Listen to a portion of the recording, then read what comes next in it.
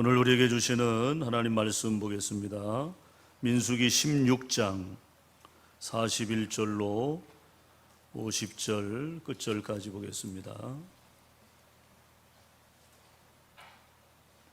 구약 성경 224면입니다. 민수기 16장 41절로 50절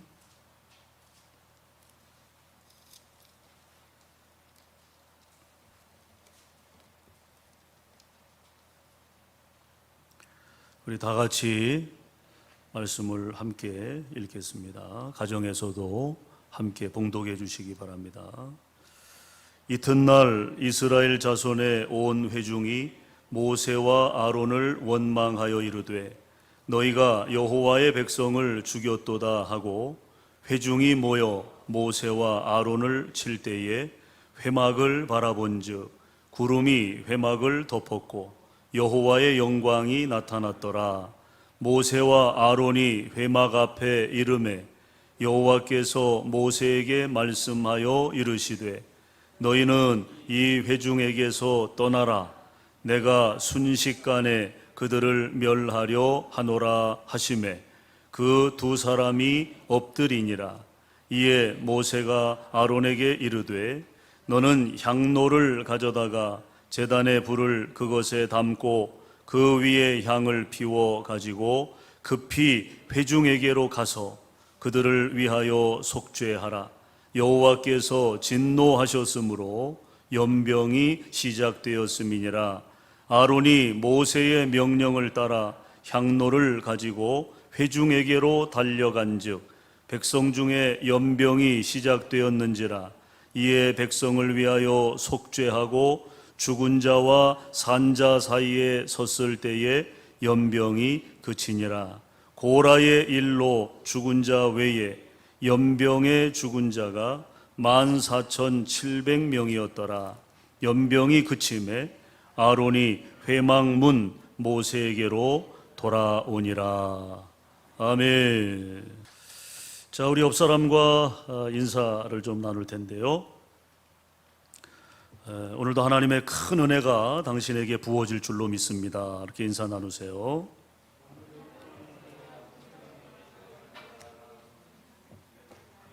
우리가 힘들이 없으신 것 같아요. 그러니까 우리가 다 모일 때 하고 그렇지 못할 때 하고 벌써 이게 예배 분위기가 그렇죠. 많이 이렇게 좀 가라앉고 그런데 참 빨리 끝나야 될 것 같습니다. 자, 오늘 영적 성숙을 위한 말씀 여행 6번째 시간입니다. 위기를 넘어선 성숙에 대해서 오늘 함께 말씀을 나누겠습니다. 여러분, 사람이 죽으면 문제도 위기도 없습니다. 그렇죠? 죽은 사람에게 무슨 문제가 있습니까? 죽은 사람에게 무슨 위기가 있단 말입니까? 살아있기 때문에 문제도 있고 위기도 있는 거죠. 그러므로 우리가 살아가는 동안에는 크든 작든 위기나 문제를 만나게 된다. 그걸 전제하고 살면 당황하지 않겠죠. 문제를 만나서도 위기를 만나서도 당황하지 않겠죠. 왜냐하면 우리의 삶에는 그런 문제나 위기가 언제나 경험될 수 있기 때문이죠. 자, 오늘 우리가 읽은 이 본문은 우리의 인생 여정에서 위기를 만날 때 우리가 어떻게 해야 할 것인가, 어떻게 그 위기를 우리가 대응하고 또 그 위기를 넘어설 수 있을 것인가에 대한 교훈을 전하는 말씀입니다. 한 번은 여우가 고양이를 만났습니다. 여우가 더 나이가 많아요. 연장자예요. 그래서 여우가 고양이에게 이렇게 물었습니다. 자네 참 오래간만이네. 오랜만에 만난 거죠. 오랜만에. 그렇게 묻자 고양이도 뭐 어떻게 하다 보니까 그렇게 됐습니다. 참 오랜만에 뵙습니다. 서로 그렇게 인사를 나눕니다. 고양이가 여우에게 어떻게 지내셨냐고 그동안 물으니까 여우가 나는 이곳저곳 다니면서 볼 것도 많이 보고 또 배울 것도 많이 배웠네. 그렇게 말을 하는 거예요. 그러니까 이제 고양이가 아니 그러면 뭘 그렇게 배우셨냐고 이제 물었죠. 그러니까 여우가 이런저런 어려움을 많이 보고 겪으면서 이제는 어떤 위기에 직면해도 그걸 피하고 극복할 수 있는 방법 100가지를 알게 되었다네. 그러니까 고양이가 감탄을 하면서 그러시냐고, 대단하시다고. 예? 위기를 만났을 때, 문제를 만났을 때 그거를 대처할 수 있는 방법 10가지도 아니고 20가지도 아니고 100가지나 배웠다니 얼마나 부러워요. 그러니까 이제 여우가 고양이에게 그러면 자네는 몇 가지나 배웠나? 그렇게 물으니까 고양이가 머리를 극적극적 하면서 저는 한 가지밖에 없습니다. 그러는 거예요. 그러니까 이제 고양이가 이제 기가 죽은 거죠. 그 모습을 보고 여우가 의시되고 있을 때 갑자기 사냥개들이 나타나는 거예요. 사냥개들이 떼로 몰려오는 겁니다. 여우와 이제 고양이 앞으로 이 사냥개들이 몰려오는 거죠. 물리면 죽는 거예요. 그때 고양이는 단 한 가지밖에 모르기 때문에 이것저것 생각할 필요 없이 잽싸게 걸음아 날 살려라 도망쳐가지고 나무 위로 올라갔어요. 나무 위로. 그런데 여우는 몇 가지라고요? 100가지라고 그랬잖아요. 100가지. 그러니까 위기를 만났을 때 대처하는 방법 100가지를 본인이 이제 배웠으니까 첫 번째로 할까? 아니야. 두 번째로 할까? 아니야. 세 번째가 낫겠다. 그렇게 우물쭈물하다가 결국에는 개들에게 어떻게 됐겠어요? 물려 돌아가신 거죠.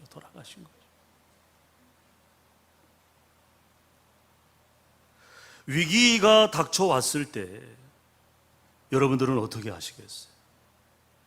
위기가 닥쳐왔을 때 나는 어떻게 해야 할까? 여러분 안에는 몇 가지가 있습니까? 몇 가지. 위기가 여러분 안에 닥쳐왔을 때 그 위기를 극복할 수 있는 방법이 여러분에게는 몇 가지나 되시나요?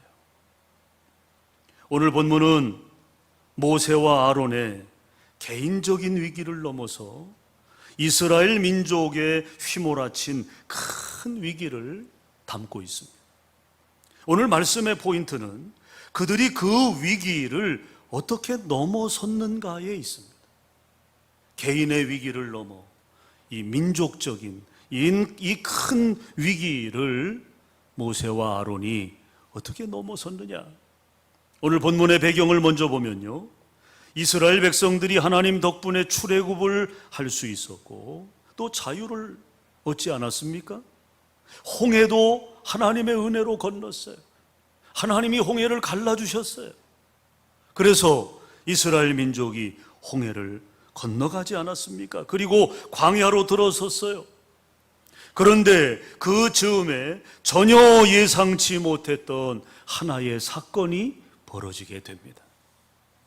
일명 고라당 사건입니다. 이 고라라고 하는 사람은 누굽니까? 이 고라는 공교롭게도 모세의 사촌입니다. 사촌. 굉장히 가까운 사이죠. 이 고라가 자기 주변으로부터 사람을 모으고 패거리를 짓는데 그 패거리가 모이다 보니까 250명이나 모인 거예요. 적은 수가 아니죠. 250명이면.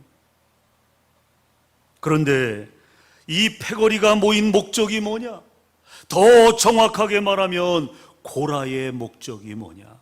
그 패거리의 수괴이자 그 패거리, 그 집단을 형성한 모세의 사촌인 이 고라의 목적이 무엇이냐라고 하는 거죠. 그것은 모세에 대한 그 권위에 대한 도전이었습니다. 그의 지도자로서의 정당성에 대한 반기였다는 거예요. 모세를 끌어내리기 위해서 그들이 모였다는 거죠. 모세를 꺾기 위해서, 그의 지도력을 빼앗기 위해서 그들이 모였다는 것입니다. 왜 모세가 우리 위에 군림하고 있느냐? 우리가 모세를 투표해서 세웠느냐? 아니면 제비 뽑기에서 세운 것도 아닌데 왜 자기가 우리 위에서 지도자 행세를 하고 있느냐? 우리는 모세만 못하냐? 하면서 그들이 반란을 일으킨 겁니다. 여러분, 모세가 누구예요? 누가 세웠어요? 누가 세웠습니까? 모세를? 자기 스스로 자기 자신을 세웠나요? 아니죠. 하나님이 세웠어요. 하나님. 그럼에도 불구하고 고라당이 외친 그들의 외침이 뭡니까? 누가 세웠느냐? 우리 중에 누가 모세를 세웠느냐? 누가 세웠느냐를 따지면서 대적을 했으니 이것이 문제가 되는 거죠. 그러니 하나님 보실 때 여러분 얼마나 괘씸했겠습니까? 결국 모세를 향한 원망이 누구를 향한 원망이에요? 하나님을 향한 원망이죠. 모세를 세운 분이 하나님이시니까 그 모세를 향한 원망은 곧 하나님을 향하는 것입니다. 모세를 대적하는 것이 곧 하나님을 대적하는 결과가 된 것입니다. 여러분, 어떻게 됐을까요? 이들이 어떻게 됐을까요? 고라를 중심으로 작당한 250명이 따로 모여서 모세를 대적할 때 하나님께서 이스라엘 백성들로 하여금 그들의 주위에서 떠나게 하셨어요. 그들 가까이 있지 마라. 거리를 두라는 겁니다. 거리를. 그리고 그 사이에 마치 싱크홀처럼, 여러분 싱크홀 아시죠? 갑자기 땅이 꺼지는 거예요. 땅 아래 엄청난 큰 구멍이 드러나는 것입니다. 그래서 차들도 빠지고 문제가 되는 이 싱크홀. 오늘 우리가 읽은 본문 안에, 이 민수기 안에 그 싱크홀 사건이 이제 처음 언급이 되는 거죠. 땅이 벌어졌어요. 땅이 벌어지면서 불이 솟아나와 고라당파 250명이 전부 어떻게 됐어요? 그 불구덩이 안으로 빠졌어요. 떨어졌어요. 다 죽었습니다. 한 사람도 살아나지 못했어요. 그리고 하나님께서 다시 그 땅을 합쳐버리자 어떻게 된 거예요? 흔적도 없이 사라져버린 거예요. 이것이 순식간에 일어난 일입니다. 순식간에.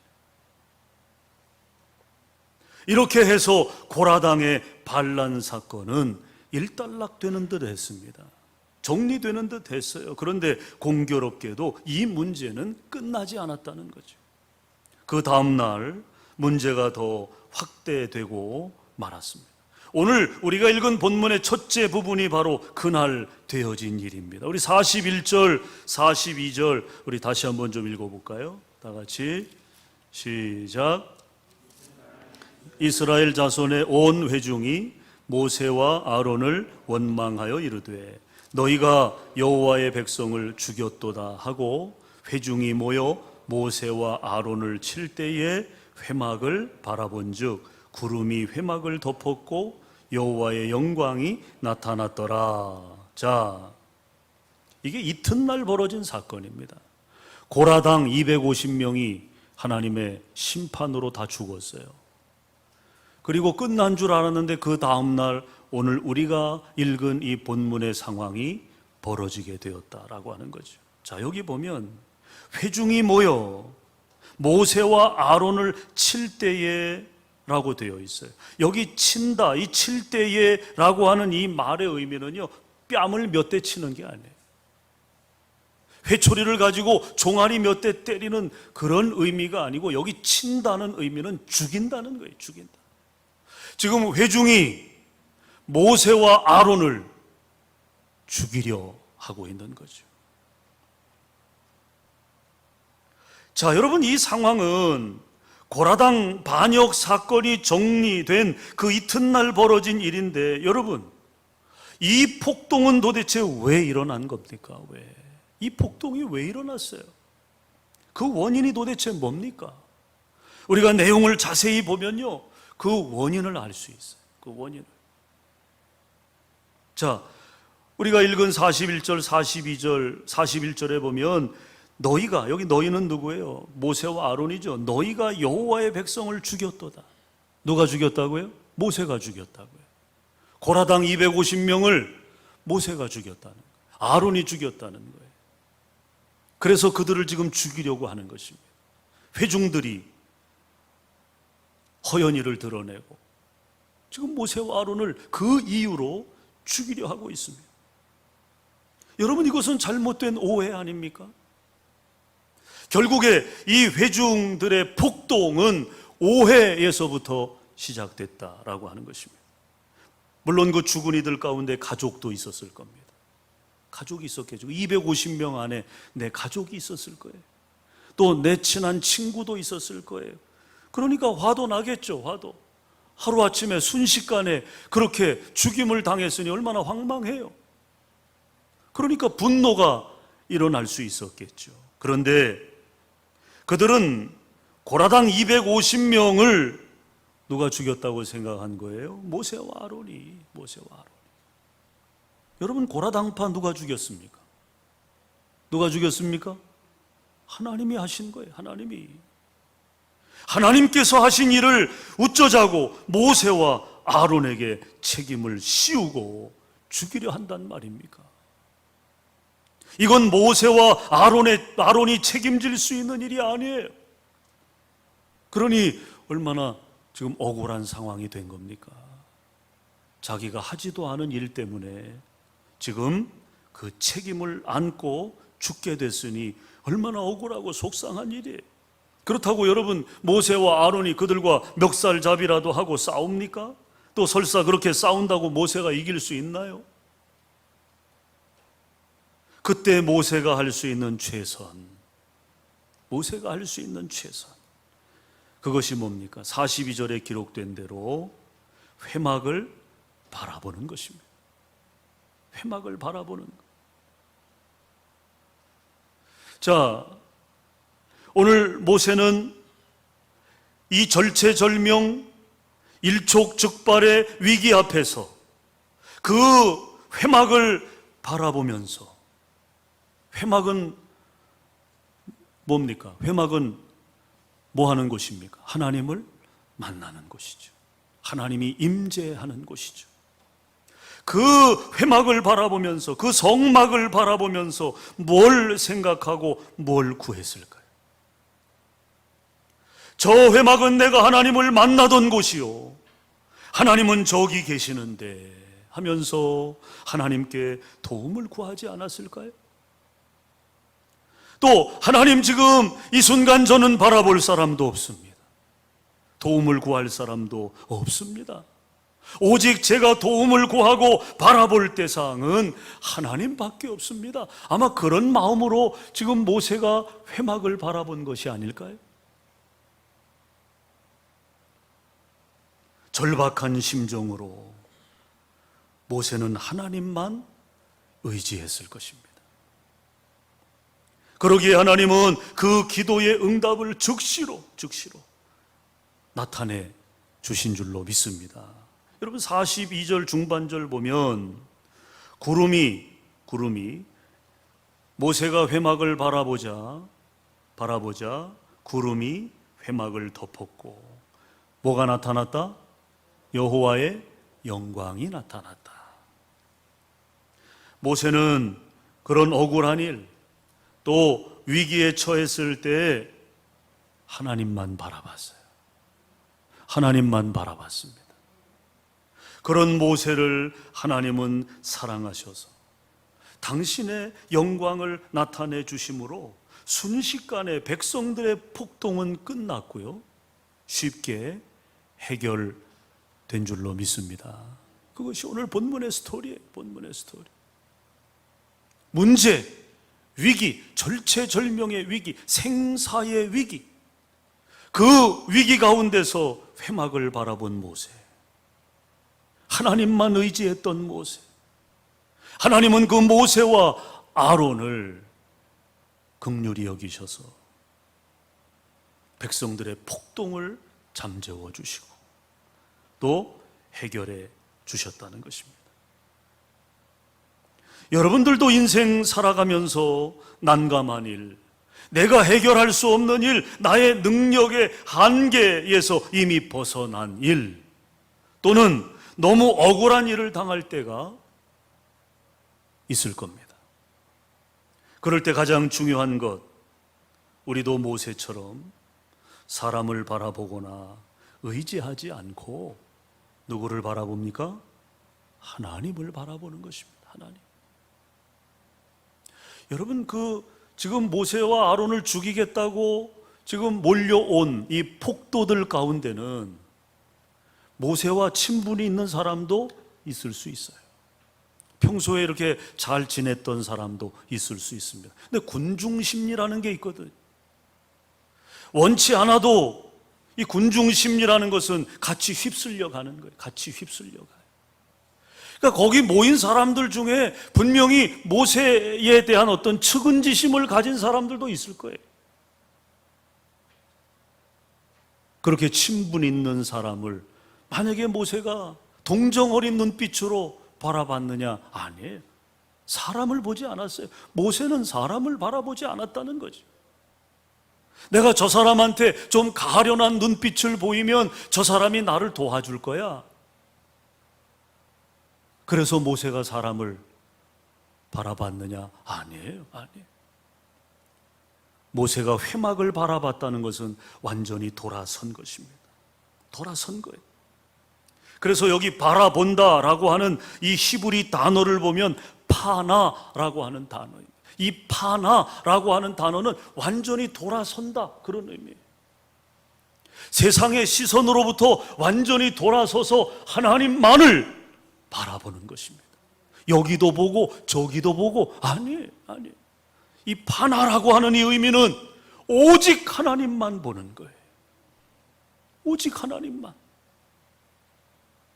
그런 모세를 하나님은 구원하신 줄 믿으시기를 바랍니다. 우리도 하나님을 바라봐야 합니다. 어떤 어려움 속에서도, 절체절명의 위기 상황 속에서 우리가 사람에게 도움을 구하는 것이 아니라 하나님을 바라봐야 한다는 거죠. 왜 그렇습니까? 사람이 어떻게 하지 못하기 때문입니다. 사람이 어떻게 하지 못한다. 이스라엘 민족 전체가 아니라 전 세계 사람을 전부 합쳐도 감당 못하는 능력의 하나님이 개입해 주실 때, 여러분, 누가 대적하겠습니까? 누가 막겠습니까? 그 하나님 바라보고 승리하는 우리 성도들 되시기를 주의 이름으로 축원합니다. 또 우리가 위기를 만났을 때 한 가지 더 생각해 보면 바라보는 것 이상으로 더 중요한 것이 있다. 그것은 바로 엎드리는 것입니다. 따라합시다. 엎드림. 엎드리는 거예요. 엎드리는 거. 바라보는 것 이상 중요한 것이 엎드리는 것이다. 여기 엎드린다는 말은 히브리어로 나팔이라고 합니다. 동사에 해당되는 단어예요. 구약에 보면 이 나팔, 엎드린다라고 하는 이 단어가 365회나 사용된 단어입니다. 이 나팔이라고 하는, 이 엎드린다라고 하는 이 말의 의미는 완전한 포기를 말하는, 완전한 포기. 인간이 가지고 있는 인간의 능력의 완전한 포기. 내가 가지고 있는 내 지혜, 내 지식, 내 경험, 그것으로부터 완전한 포기. 할렐루야. 그것을 포기하지 않고는 우리가 온전한 엎드림을 이룰 수 없는 것입니다. 간절한 기도죠. 간절한 기도. 여러분, 간절히 기도하는데 우리가 딴 생각할 수 있습니까? 내가 지금 절박해서 하나님 앞에 목 놓아 기도하는데, 간절히 부르짖는데 딴 생각할 수 있습니까? 모세와 아론이 그런 절박함을 가지고 엎드렸다는 거예요. 지금 이 폭도들, 이 폭군들에 의해서 목숨을 빼앗길 이 위기 상황 속에서 그들은 하나님 앞에 엎드린 것입니다. 고라당의 문제로부터 시작된 이스라엘 백성들의 반란은 마치 폭풍 전야처럼 새로운 위기가 이스라엘 민족 안에 휘몰아칠 상황에 놓이게 된 것입니다. 여러분, 만약에 모세와 아론이 여기서 죽임을 당하면 어떻게 되는 겁니까? 이스라엘 민족은 어떻게 되는 거예요? 광야에서 산산조각 나는 거 아닙니까? 이스라엘 민족의 뿌리조차 여러분 소멸되지 않겠습니까? 그러니 민족의 위기죠. 이 민족의 위기 앞에 모세와 아론은 하나님 앞에 엎드렸다는 것입니다. 물론 그 위기는 굳이 그 원인을 따지자면 누구로부터 시작된 거예요? 하나님으로부터 시작된 위기죠. 고라당 250명을 하나님이 불구덩이로 쳐넣으셨기 때문에, 거기서 죽게 하셨기 때문에 그것이 발단이 된 거 아닙니까? 그런데 백성들의 이 집단 반란이 그냥 단순한 해프닝 정도가 아니라 매우 심각하고 불행한 상황으로 전개된 위험에 놓이게 된 것이죠. 자, 우리 45절, 46절 또 한번 좀 읽겠습니다. 다 같이 시작.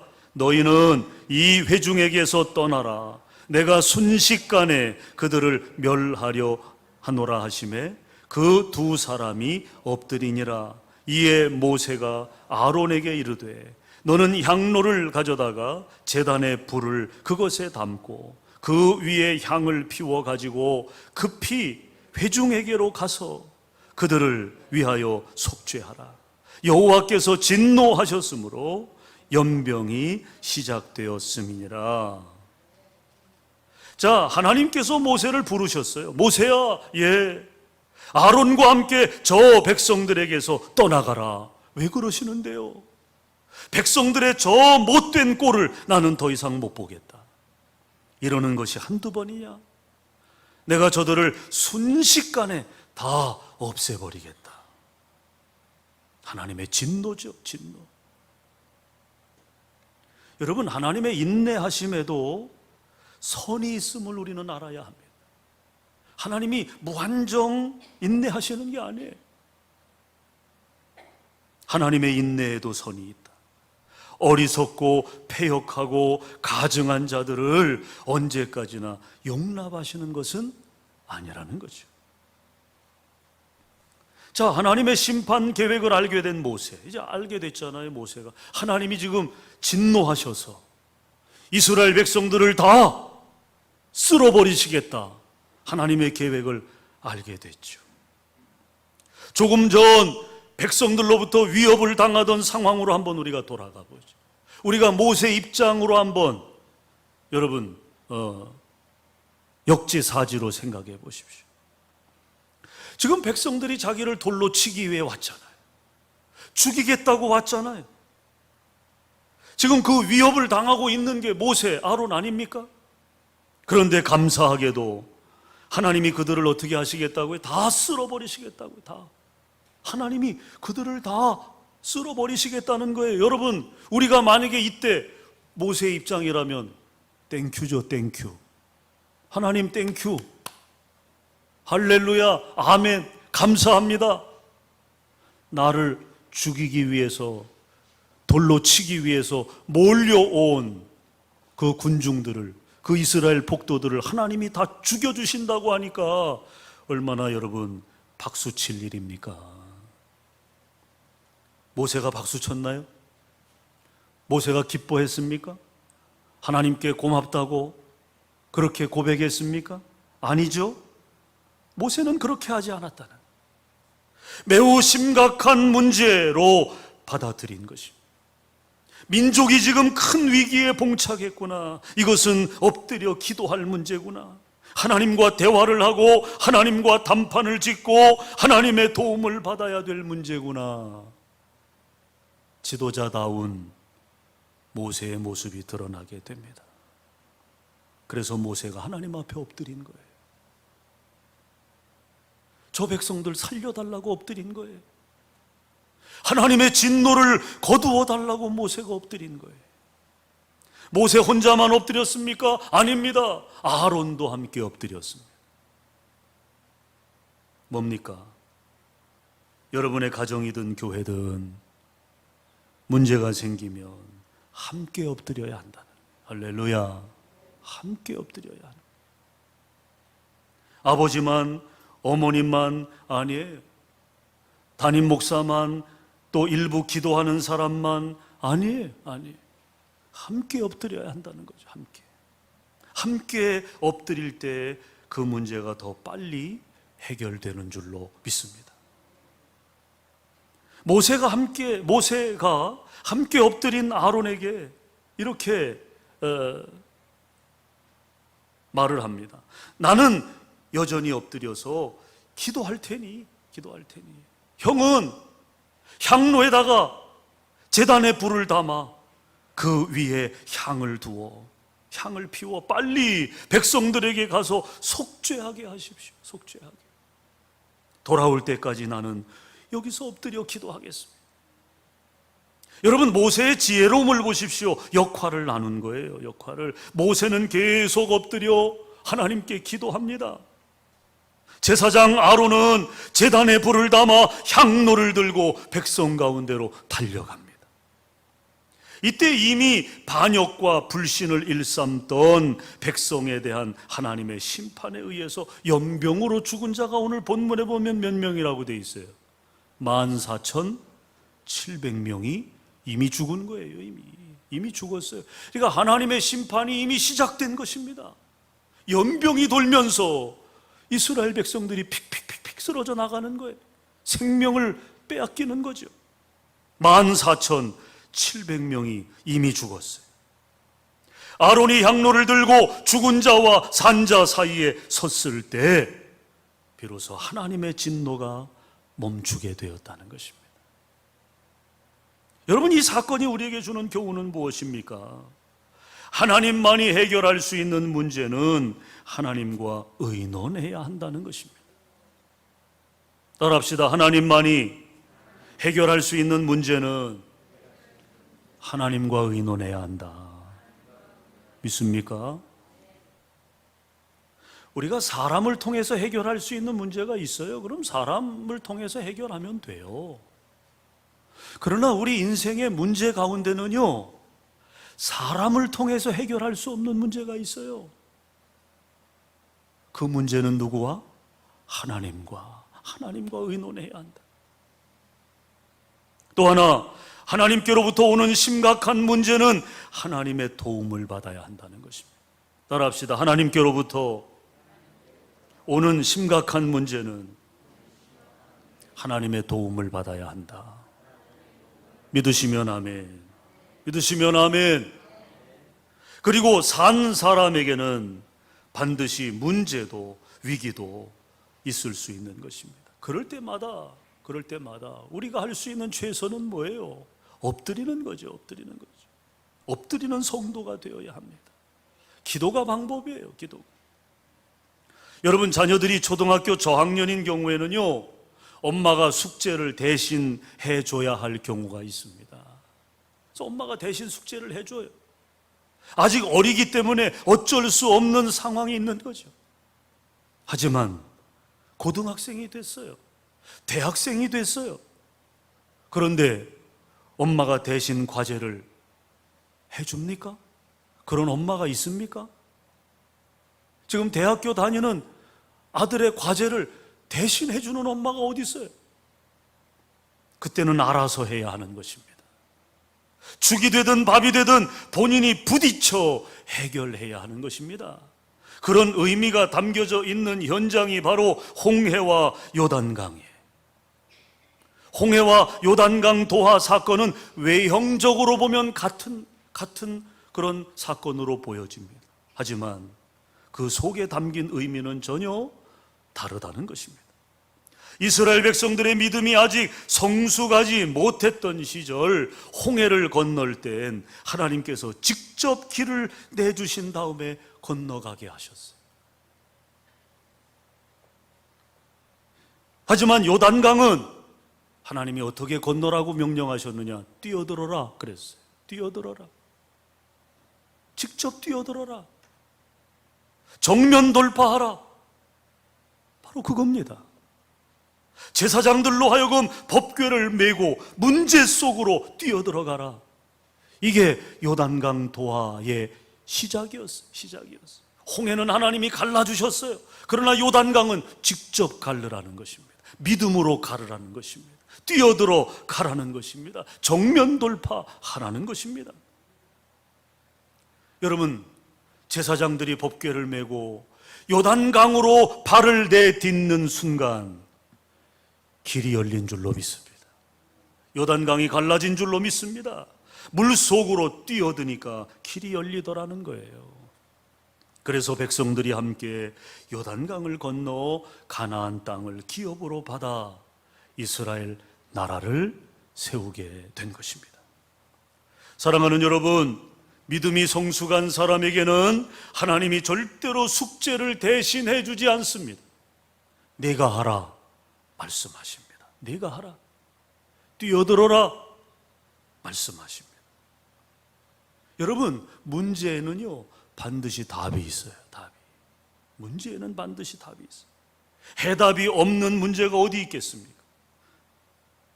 문제에는 반드시 해답이 있지만 찾는 방법을 모를 뿐이죠.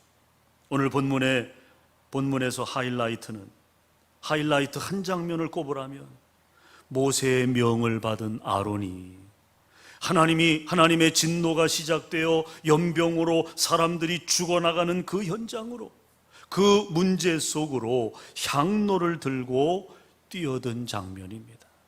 영화로 보면, 드라마로 보면 여기가 클라이막스죠. 여기가 지금 막 사람들이 죽어 자빠지는 그 현장, 하나님의 분노, 하나님의 진노가, 하나님의 심판이 일어나고 있는 그 현장으로 아론이 뛰어들었다는 것입니다.